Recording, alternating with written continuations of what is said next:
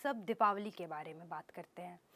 दीपावली पूरे देश में मनाई जाती है जिस दिन राम लला हमारे प्रभु श्री राम अयोध्या वापस लौटे थे। 14 वर्ष के वनवास के बाद वो वापस लौटे थे। पर कई हिस्सों में, ज़्यादातर उत्तर भारत में देखा जाता है कि इस दिन लक्ष्मी गणेश की पूजा की जाती है। इसके पीछे का कारण क्या है? लक्ष्मी गणेश गणेश की पूजा उसी दिन क्यों की जाती है? जी, मैं आपको बड़ी सरलता से और बहुत विस्तार से ये बात बताता हूँ। सबसे पहले हम सभी लोगों को ये जानना पड़ेगा, भगवान श्री राम जी मर्यादा पुरुषोत्तम और महाराज दशरथ के पुत्र, राजा के पुत्र, युवराज, अपने पिताजी के सम्मान में, अपने पिताजी के निर्देश और कथन के अनुसार वनवास उन्होंने काटा।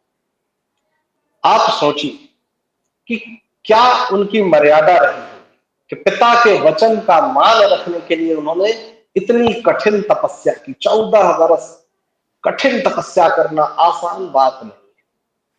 और मैं आप सभी दर्शकों से बड़ी सरलता से, स्पष्टता से बताता हूं, महाराज दशरथ राजा रघु का ये वंश है। हम लोग हमेशा ये चौपाई सुनते हैं कि रघुकुल रीति सदा चली आई, प्राण जाए पर वचन न।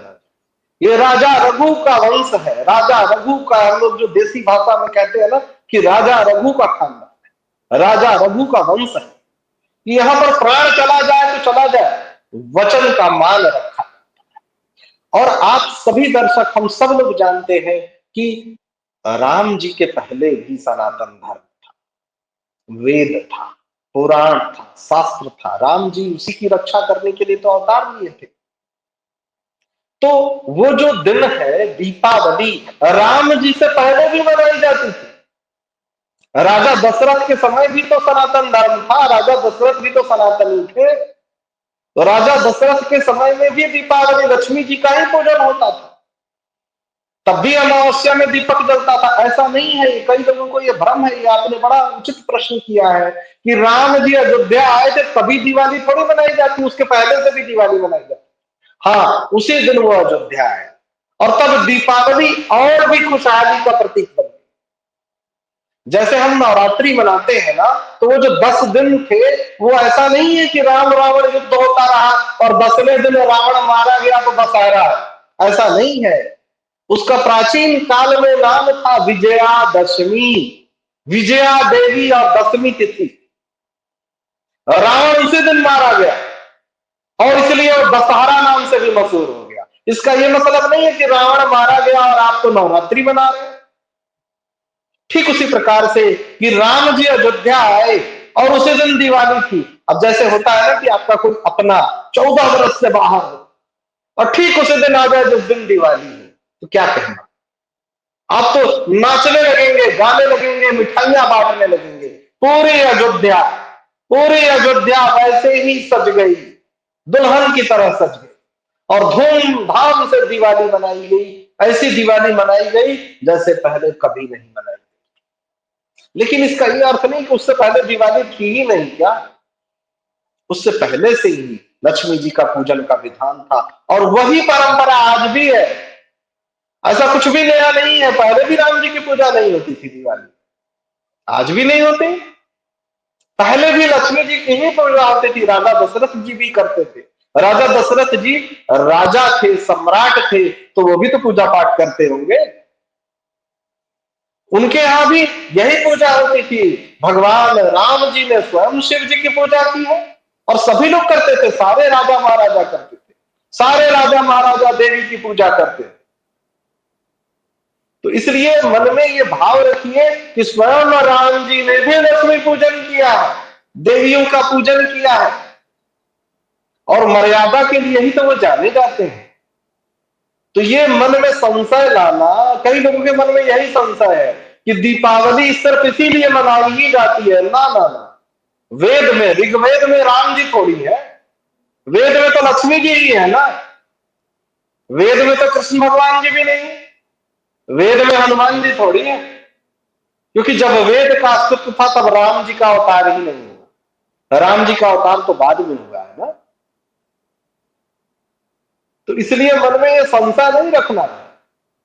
वेद में लक्ष्मी जी है और लक्ष्मी जी का पूजन आदिकाल से हो रहा है। बाद में राम जी का अवतार हुआ और राम जी का अवतार हमें ये सूचना देने के लिए, हमें ये निर्देश देने के लिए आजीवन हम इन मर्यादाओं का पालन करें, पिता के वचन का सम्मान रखें, गुरु के वचन का सम्मान रखें, अपनी प्रजा के लिए कैसे कठोरतम निर्णय लिए जाते हैं, इन बातों का मान रखने के लिए राम जी का अवतार हुआ। राम जी का अवतार अपने आप में अति विशिष्ट है, अति विशिष्ट है। पर लक्ष्मी जी के पूजन से, इस घटना से कोई लेना देना नहीं। लक्ष्मी जी का पूजन आदिकाल से होता है, आज से नहीं। आदिकाल से, जब राम जी नहीं थे, कृष्ण जी नहीं थे, तब भी देवी का पूजन होता था, तब भी नवरात्रि मनती थी। रावण का वध हो या ना हो, उससे क्या लेना देना।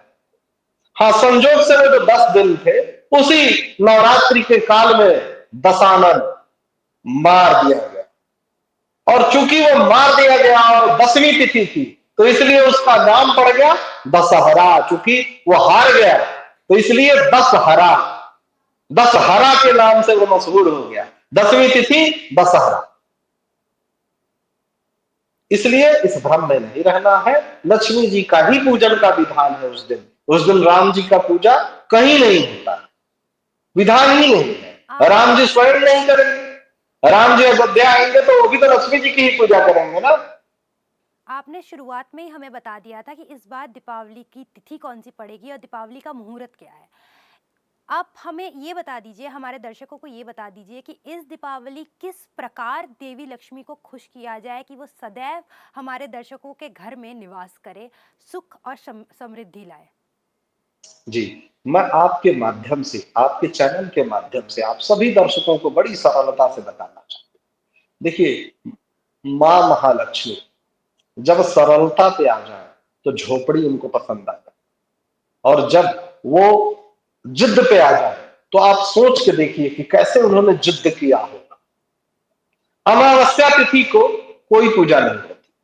अमावस्या, घनघोर काली रात को अमावस्या कहते हैं।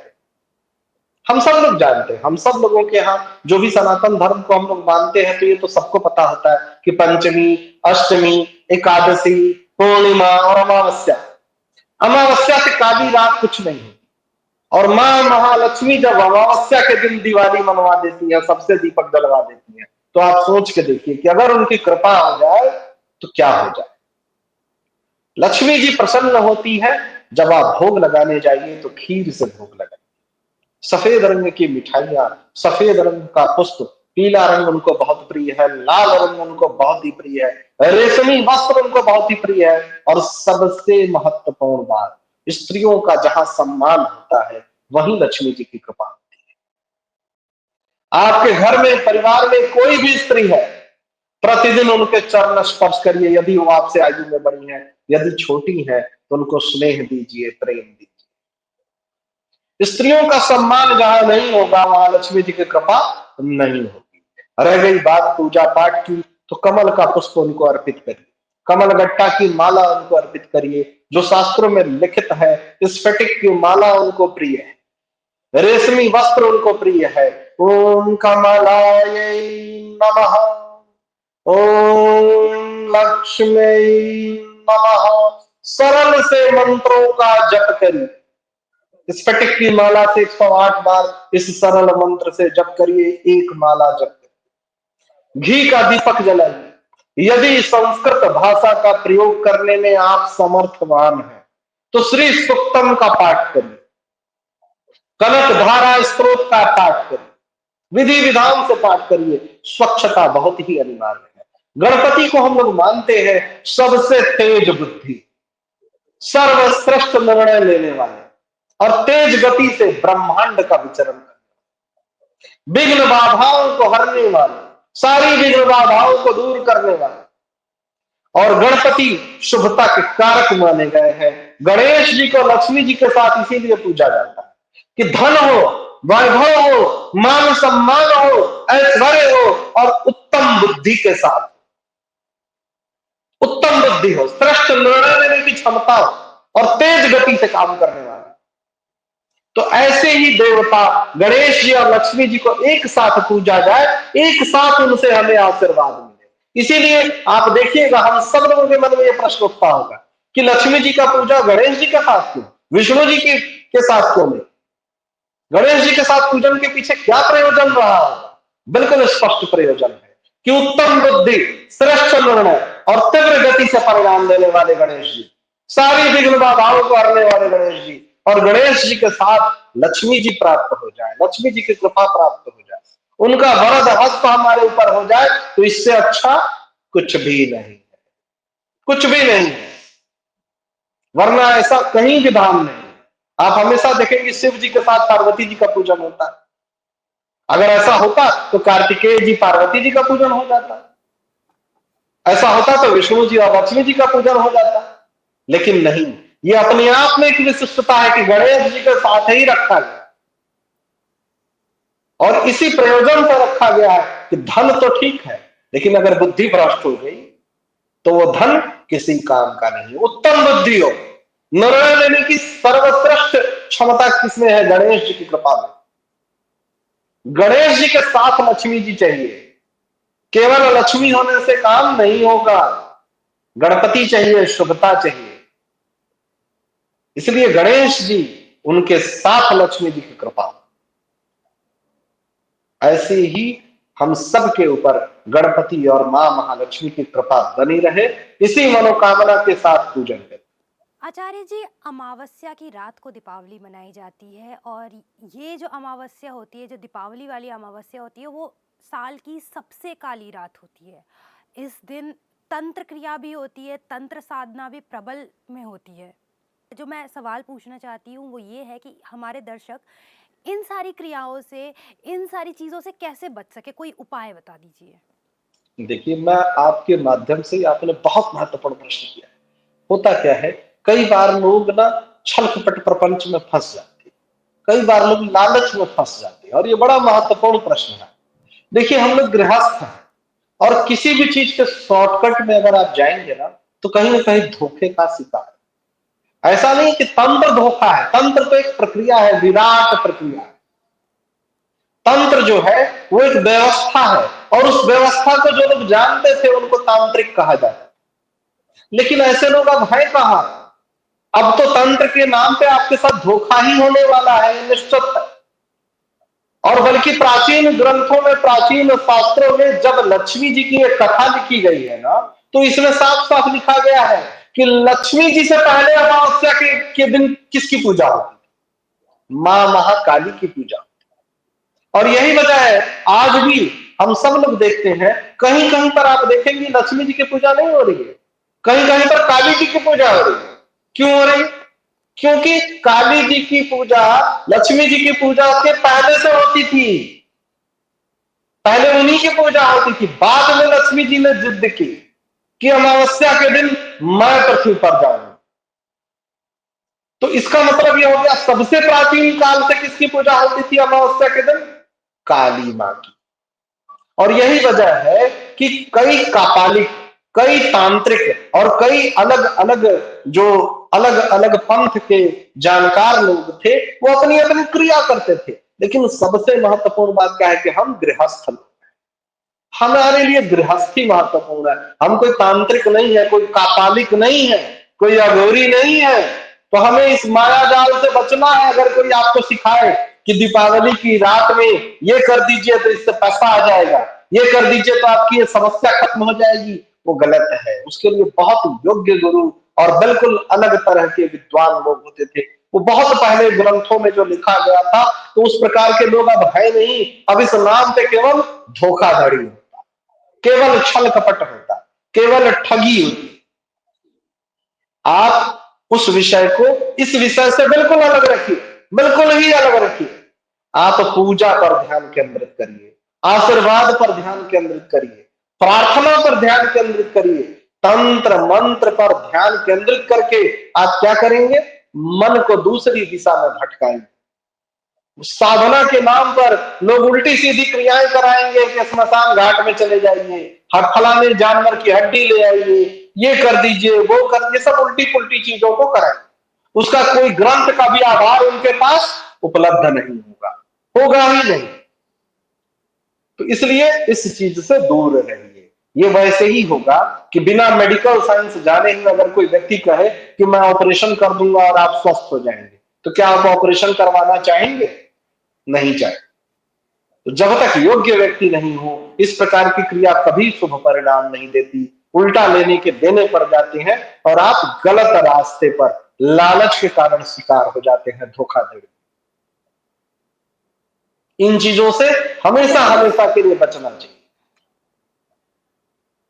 आचार्य जी, आप जैसे मैंने पहले बताया कि भारत विभिन्न प्रथाओं का देश है, और अभी आपने ये बताया कि लक्ष्मी माँ ने जिद किया कि वो अब से अमावस्या के दिन पूजी जाएंगी, जबकि बहुत पहले से माँ काली की पूजा होती रही है अमावस्या के रात को। इसके पीछे की कथा क्या है? देखिए, हमेशा से काली माँ के लिए कहा गया है काल की गति को ही काली कहते हैं। लक्ष्मी जी की पूजा बाद में हुई।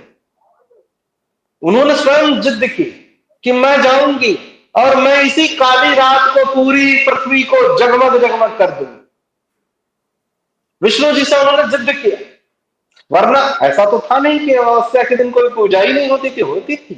हमारे यहाँ शास्त्र कहता है कि प्रत्येक पूर्णिमा के दिन हम अलग अलग पूजाओं को करते हैं, आज भी करते हैं। आप देखेंगे कि प्रत्येक जातक को, कई लोग हर महीने की एकादशी को व्रत करते हैं, हर महीने के प्रदोष को लोग व्रत करते हैं, प्रत्येक सोमवार को कई लोग आप देखेंगे व्रत करते हैं, प्रत्येक मंगलवार को लोग व्रत करते हैं, हनुमान जी की पूजा करते हैं। हनुमान जी का जब अस्तित्व नहीं था तो रुद्र की पूजा होती थी, रुद्राभिषेक होता था, रुद्र के ही अंश मान लिए गए हनुमान जी। ऐसा नहीं है, पूजन का विधान तो पहले से ही था ना। ऐसा थोड़ी था कि हनुमान जी नहीं थे तो क्या पूजा नहीं होती थी। हनुमान जी तो तब से पूजा होने लग गई ना उनकी, जब से राम जी का अवतार हुआ। उसके पहले उसके पहले रुद्र की पूजा होती थी, और एकादश रुद्र है, महारुद्र भगवान शिव है, एकादश रुद्र है, तो अलग अलग रुद्रों की पूजा होती थी। ऐसा थोड़ी है कि पूजा होती ही नहीं थी। अमावस्या के दिन काली जी का पूजन का विधान हमेशा से होता था। काले रंग के वस्त्र धारण करके पूजा की जाती थी, लेकिन गृहस्थों के लिए वर्जित था। आज भी वर्जित है, आज भी गृहस्थों को। अब आप देखिए, कई ऐसे पीठ हैं जहां विवाहित स्त्रियों को नहीं जाने दिया जाता, सुहागिन स्त्रियों को दर्शन करने तक के लिए मना है। मां धूमावती के दर्शन करने के लिए क्यों मना किया जाता है?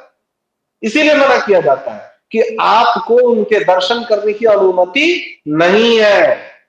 क्यों? क्योंकि आप गृहस्थ लोग हैं, आपके लिए वो पूजा की पद्धति नहीं है। अगर मैं अपने पुत्र से प्रेम करता हूं और उसके पेट में दर्द हुआ तो मैं कहूंगा कि मुझसे अच्छा कौन उसका सुख चाहेगा, मैं ही अपने बेटे की सर्जरी करूंगा। ये तो अनर्थक निरर्थक की जिद हुई ना।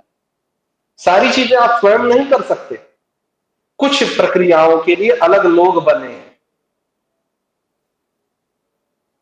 कुछ पूजन की पद्धतियां गृहस्थों के लिए नहीं है, वो वर्जित है। कई आचार्य जी, ऐसी मैं पूजा की आपसे ये पद्धति। जी। आचार्य जी, मैं आपसे ये पूछना चाहूँगी कि इस दिवाली हमारे दर्शक ऐसा क्या करे कि वो नकारात्मक ऊर्जा को अपने घर में प्रवेश ना करने दे, जिससे नकारात्मक ऊर्जाएं उनसे पूर्ण दूर रहे? सबसे ज्यादा महत्वपूर्ण अगर कुछ है तो वो है साफ सफाई। दूसरी बात, जितनी स्वच्छता पर ध्यान दीजिए उतनी ही निर्मलता पर, अपने व्यवहार पर। जिसके घर में कलह कलेश होगा वहां लक्ष्मी जी का वास नहीं होगा। और सबसे सरल तरीका है, स्त्रियों का सम्मान कीजिए। लक्ष्मी जी को सबसे ज्यादा दुख किस बात का होता है? जहां स्त्रियों का सम्मान नहीं होता वहां धन लक्ष्मी तो भूल जाइए आप, चाहे आप जितनी भी पूजा करें, उससे लक्ष्मी जी का वास नहीं होगा। अपनी माँ को आप पूज नहीं रहे हैं, अपनी माँ के चरण स्पर्श नहीं कर रहे हैं, और लक्ष्मी माँ आ जाए, ये कैसे हो सकता है? प्रतिदिन अपनी माँ के चरण स्पर्श करिए। स्वच्छता, निर्मलता, साज सज्जा, श्रृंगार, घर की साफ सफाई, घर के सौंदर्य पर अपना ध्यान केंद्रित करिए। कई बार क्या होता है, लापरवाही के कारण हम घर की सुंदरता पर ध्यान नहीं देते। हम कर सकते थे, ये अनिवार्य नहीं है कि बहुत ज्यादा पैसा खर्च करके ही घर को सुंदर बनाया जाए। छोटी सी व्यवस्था को भी हम सुंदर ढंग से सजा सकते हैं। लक्ष्मी जी की कृपा उन्हीं जातकों पर होती है जो अनुशासित रहते हैं, जो संयमित रहते हैं, जो धैर्य के साथ जीवन जीते हैं, व्यवस्थित जीवन जीते हैं और साफ सफाई के साथ ही साथ अपने से बड़ों का सम्मान करते हैं। उन्हीं के ऊपर धन मां लक्ष्मी कृपा के रूप में बरसाती। आचार्य जी, धनतेरस से लेकर भाई दूज तक हर दिन कोई पूजा अनुष्ठान होता रहता है। दिवाली के बाद आती है चित्रगुप्त पूजा और गोवर्धन पूजा। इन दोनों पूजाओं का क्या महत्व है? देखिए, प्रतिपदा तिथि हमारे यहाँ हमेशा से रिक्ता तिथि मानी गई। ठीक दीपावली के अगले दिन प्रतिपदा होती है और जब भगवान श्री कृष्ण जी का अवतार हुआ तो जैसा कि हम लोग हमेशा कहते हैं ना कि विष्णु जी जगत के पालनहार, और जब जब हम पर संकट आता है वो अवतार लेते हैं, जगत के पालनहार। कृष्ण भगवान का जब अवतार हुआ ना तो कई राक्षसों का प्रकोप था, तांडव मचा, तारका, तमाम सारी। इंद्र भगवान भी कम नहीं थे। हमारे यहाँ खेती किसानी सारी चीजें वर्षा पर हमेशा से निर्भर रहे। इंद्र अहंकार में चूर थे। इंद्र के अहंकार को उन्होंने चूर किया ठीक अगले दिन प्रतिपदा वाले के दिन, और उन्होंने गोवर्धन पर्वत को अपने हाथ के कनिष्ठा उंगली पे धारण कर दिया। लगातार घनघोर बारिश होती रही 7 दिन, और कहते हैं कि सारे लोग उसी पर्वत के नीचे इकट्ठे हो गए। आपस में सबके पास जो कुछ चीजें उपलब्ध थी सबने मिला करके एक दूसरे को प्रसाद के रूप में खिलाया, भगवान को भी अर्पित किया। इसी को अन्नकूट कहते हैं। अपने आप में ही बड़ा स्वादिष्ट सा प्रसाद बना, इतना स्वादिष्ट प्रसाद कि जो भगवान 56 भोग खाते। भगवान विष्णु जी को 56 भोग लगाया जाता है भोग के लिए, और वो भगवान अन्नकूट खा करके धन्य रूप में एकदम से उन्होंने धन्यवाद दिया, इतने प्रसन्न हुए कि उसके बाद से उन्होंने कहा कि हमेशा आप लोग इसी का भोग लगाएं। आज भी ब्रज क्षेत्र में भोग लगाया जाता है अन्नकूट का। और ठीक दिवाली के अगले दिन ये त्योहार धूमधाम से मनाया जाता है। भगवान ने ये हमें संदेश दिया कि जो गाय का, गौ माता का जो मल मूत्र भी है, जो गोबर भी है, वो भी हमारे लिए अमृत के समान है। और गोवर्धन पूजा, इसके नाम से ये स्पष्ट है कि गाय की पूजा करिए। जब भगवान श्री कृष्ण जी का जिक्र हो और गौ माता का जिक्र ना हो, बांसुरी का जिक्र ना हो, ऐसा नहीं हो सकता। गाय की पूजा से जुड़ा हुआ ये त्योहार है, गोबर से जुड़ा हुआ ये त्योहार है, और ये परंपरा में है कि गोबर से ही भगवान श्री कृष्ण जी का चित्र और आकृति बनाते हैं, गौ माता को बनाते हैं, उनकी पूजा करते हैं। और जो भी जातक अन्नकूट का भोग लगाता है उसके घर में अन्न, धन, वैभव हमेशा हमेशा भगवान की कृपा से प्राप्त। इसी दिन कई जगह अन्नपूर्णा देवी को भी पूजा जाता है। इसके पीछे का कारण क्या है? जी जी, भगवान का आशीर्वाद था कि जो कोई भी जातक इस दिन पूजा करता है उसके घर में अन्न की कमी नहीं रहेगी। कारण क्या था ना कि जब इंद्र भगवान का प्रकोप हुआ और इंद्र जब कुपित हुए तो कहे कि तुम लोग भूखे मर जाओगे। लगातार घनघोर बारिश हुई, वज्रपात किया उन्होंने, बिजलियां तेजी से कड़कने लगी, सारे लोग डर गए। सबने कहा कि अब तो खाने पीने के लिए भी स्थिति खराब हो जाए। तभी अन्नकूट जो भोग लगाया गया और भगवान श्री कृष्ण जी ने अपना विराट रूप धारण किया। सब लोग उसी पर्वत के नीचे आ गए। इतनी बड़ी उन्होंने वो पहाड़ को अपने केवल कनिष्ठा अंगुली पे धारण कर दिया और फिर सबके प्राणों की रक्षा की। और तब से अन्नकूट का भोग अन्नपूर्णा की पूजन का विधान है, और तब से उनकी कृपा आज तक हम लोगों को मिल रही है। इस दिन हम ये भी देखते हैं कि कई मंदिरों में अन्नकूट का भोग सजाया जाता है। ज्यादातर हम देवी मंदिरों में ये चीज देख सकते हैं।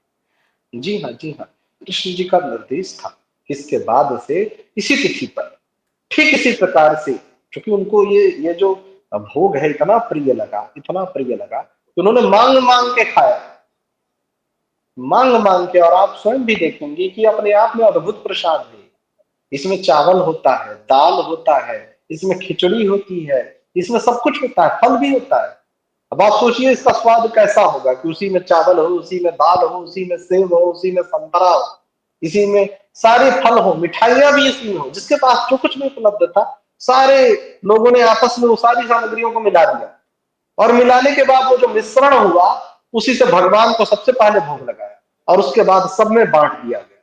इसी को अन्नकूट कहते हैं। इसका स्वाद अपने आप में निराला स्वाद। आज भी ये प्रसाद चलन में है और ब्रज क्षेत्र में बांटा जाता है। गोवर्धन पूजा के ठीक बाद चित्रगुप्त पूजा होती है। चित्रगुप्त विश्व के हर प्राणी का लेखा जोखा रखते हैं। चित्रगुप्त भगवान को उस दिन किस तरह खुश करे कि वो आप पर सदैव अपना आशीर्वाद बनाए रखे। देखिए, जो कोई भी जातक कलम से जुड़ा है उसके लिए तो ये दिन वैसे भी महत्वपूर्ण है। और जो लोग नहीं भी जुड़े हैं, आप सबसे मेरा विनम्र अनुरोध है, ऐसा धरती पर कोई प्राणी नहीं जिनके ऊपर चित्रगुप्त जी की कृपा हो। हम सभी लोगों को प्रयास ही करना चाहिए कि उस दिन कलम को विराम देना चाहिए, विश्राम देना चाहिए, लेखनी को विश्राम देना चाहिए। चित्रगुप्त जी की विधि विधान से पूजन करनी चाहिए और उनकी कथा का पाठ करना चाहिए। चित्रगुप्त जी के लिए बड़ी ही सरलता से उनके चित्र उपलब्ध हो जाते हैं, उनकी मूर्ति उपलब्ध हो जाती है। कलम और दावात की हम लोग पूजा करते हैं और हमारी ऐसी ग्रंथों में ऐसा लिखित रूप से स्पष्ट है कि प्रत्येक प्राणी का जन्म से लेकर मृत्यु तक, जन्मों जन्मों तक का हिसाब भगवान चित्रगुप्त जी। तो ऐसे चित्रगुप्त जी को प्रणाम करके, उनकी वंदना करके, अपने कलम, अपनी दावात, अपनी लेखनी को उनको समर्पित करके उनसे आशीर्वाद लेना चाहिए कि हमेशा जीवन में हम लोग अच्छे कार्य करें, जिससे कि चित्रगुप्त जी की कृपा उनके ऊपर बनी रहे।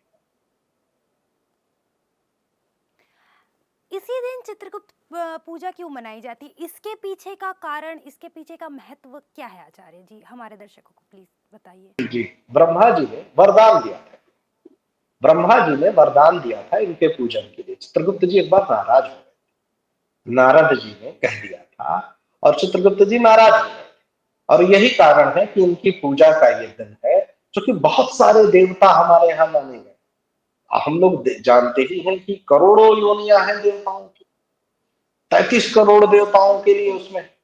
तो अब चित्रगुप्त जी को अपने आप में बड़ा क्रोध हुआ और बड़ी दुख और पीड़ा हुई। ब्रह्मा जी ने आशीर्वाद कि आपकी पूजा इसी दिन होगी और तब से ये पूजन का चलन है। और इसके पीछे कोई ऐसी नाराजगी या कोई ऐसी बात नहीं है।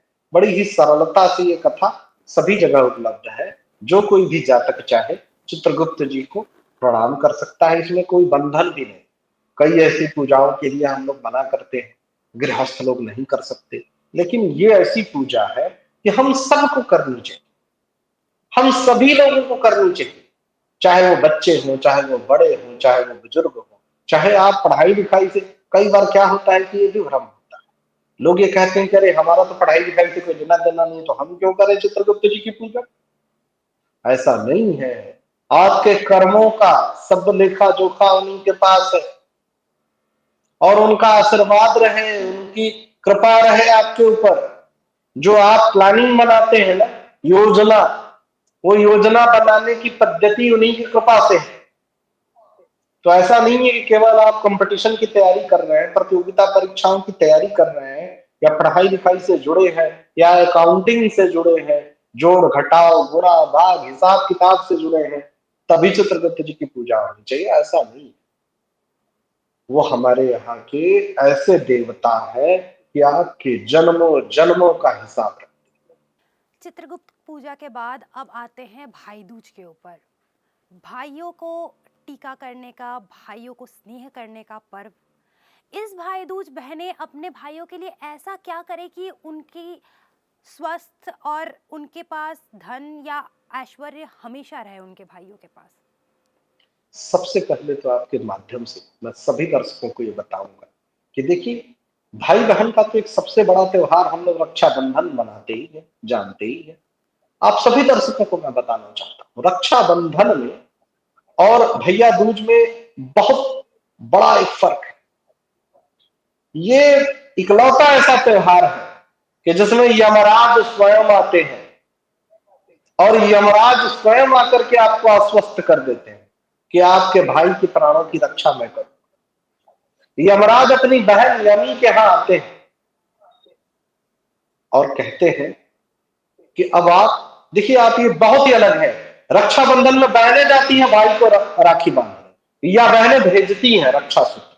हम सब लोग जानते हैं कि बहनें भेजती हैं, जो नहीं जा सकती तो वो क्या करती हैं, रक्षाबंधन या राखी भेज देती हैं, थ्रू कोरियर, थ्रू डाक से भेज देती हैं, किसी न किसी माध्यम से भेज देती हैं। लेकिन इस त्योहार में कोई रक्षाबंधन नहीं भेजा जाता, भाई स्वयं आता है।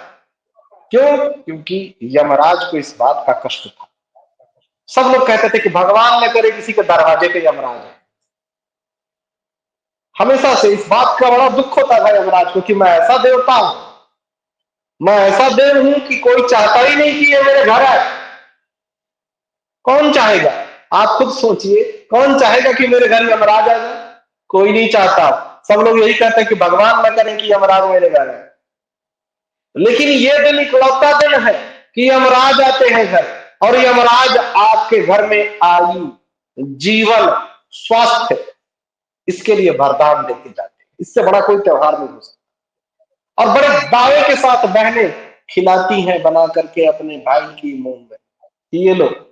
भैया दूज में वो जो बनाती है ना गोधन कूट करके, तो वो खिलाती है कि लो ये खाओ, ये अमृत है, इसके बाद यमराज भी तुम्हारा कुछ नहीं बिगाड़ सकते। यमराज ने स्वयं ये बात कहा। ये किसी भी पर्व त्योहार में ये मान्यता नहीं है जो द्वितीया तिथि भैया दूज के दिन है। इसलिए ये बात मैंने आप सभी दर्शकों को बताई। खूब विधि विधान से अपनी बहन को धन्यवाद दीजिए, उसकी मांग के अनुसार, उसकी इच्छा के अनुसार उसको अच्छे अच्छे गिफ्ट दीजिए, दक्षिणा दीजिए, क्योंकि आपके जीवन, आपके आयु, आपके उत्तम स्वास्थ्य की मनोकामना से त्योहार वो मनाती है। आपकी आर्थिक स्थिति अच्छी रहे, आपका स्वास्थ्य अच्छा रहे, आपका जीवन, आपकी आयु ठीक रहे। इस तिथि में आपने ये तो बता दिया कि भाई किस तरह से बहनों की रक्षा करे, पर अब बहनें भाइयों के लिए ऐसा क्या कर सकती है इस दौरान? देखिए, बहनें तो कर ही रही हैं, और ये क्षमता केवल बहनों में है। इकलौता ऐसा त्योहार है कि सीधा सीधा यमराज को बाध्य कर देती हैं बहन। अब इससे बड़ी बात क्या चाहिए? इससे बड़ी बात कुछ नहीं हो सकती कि बहनों के अंदर इतनी ताकत है कि वो तो यमराज को भी बंधन में बांध देती है, और यमराज भी आपका कुछ नहीं बिगाड़ सकते यदि आपके ऊपर आपकी बहन का हाथ है, उसकी कृपा है, उसका आशीर्वाद है। और यही कारण है कि हमारे यहाँ हम सब लोग देखते हैं, आपने भी देखा होगा कि हम लोग अपनी बहनों के पैर छूते हैं। हम लोग अपनी बहनों के पैर छूते हैं। हमारे यहाँ ये परंपरा है, बहनों से पैर नहीं छूने देते। बहनों को मना कर देते हैं कि तुम कभी हमारे यहाँ पैर नहीं छूना, किसी के पैर नहीं छूती बहन, मना कर देते हैं। और ये इतनी बड़ी कृपा बहन की हो कि यमराज भी आपका बाल बांका ना कर पाए। अब इससे बड़ी बात क्या हो सकती? अद्भुत है, बिल्कुल ही अलग। हमने दिवाली, धनतेरस, भाई दूज, हर पर्व के बारे में बात कर लिया। अब आचार्य जी आपसे एक अंतिम सवाल मैं पूछना चाहूँगी कि इस साल, ये साल दिवाली के बाद का जो समय है, हमारे दर्शकों के लिए कैसे शुभ रहे, कैसे उनके घर में संपदा रहे, उनका जीवन स्वस्थ रहे, इसके लिए वो इन सारे पर्वों में ऐसा क्या करें? देखिए, सबसे ज्यादा जरूरी है सरलता, सज्जनता, विनम्रता, स्वयं को स्वच्छता के साथ, निर्मलता के साथ अनुशासित रखना, संयमित रखना, व्यवस्थित रखना, धैर्यपूर्ण रखना, अपने से बड़ों का सम्मान करना। हम लोग क्या करते हैं, शिव जी की पूजा करेंगे, दुर्गा माता की पूजा करेंगे, हम लोग लक्ष्मी माता की पूजा करेंगे, और घर में अपनी माँ को कष्ट देंगे। तो ये कैसे ठीक होगा? ये नहीं होगा, कभी नहीं होगा। आप अपने पिता को सम्मान न दें, अपनी माँ को सम्मान न दें, उनके स्वास्थ्य के लिए कोई उनकी सेवा सत्कार न करें और लक्ष्मी जी की कृपा हो जाए, ये कभी नहीं होगा। अपने व्यवहार को सरल बनाएं, अपनी व्यवस्था को ठीक करिए, जो आपके जीवन जीने की व्यवस्था। अनुशासित कीजिए स्वयं को। हमारे यहाँ जितने भी व्रत बनाए गए हैं, जितने भी त्योहार बनाए गए हैं, जितने भी धार्मिक नियम बनाए गए हैं, हमको संयमित करने के लिए, हमको अनुशासित करने के लिए बनाए गए हैं कि हम अनुशासित हों, संयमित हों, व्यवस्थित हों, ताकि हम सरलता से धनवान हो जाएं, धन के साथ, स्वास्थ्य के साथ उच्च कोटि का जीवन जिए। ऐसे ही मनोकामना से आप आगे बढ़ें। बहुत बहुत धन्यवाद आपका आचार्य जी, हमारे दर्शकों को इतनी अच्छी बातें और इतना अच्छा परामर्श देने के लिए और पूजन पद्धति के बारे में बताने के लिए आपका बहुत बहुत धन्यवाद आचार्य जी। धन्यवाद। आपका भी बहुत-बहुत धन्यवाद और सभी दर्शकों को मेरा धन्यवाद और नमस्कार। आप सबने आचार्य जी की बात सुनी। हम आशा करते हैं कि आपका ये दीपों का उत्सव बहुत ही मंगलमय जाए, आपके घर में सुख संपदा आए और आप साल भर स्वस्थ रहे। देश और दुनिया की बाकी तमाम खबरों के लिए देखते रहे द न्यूज़ 15। नमस्कार।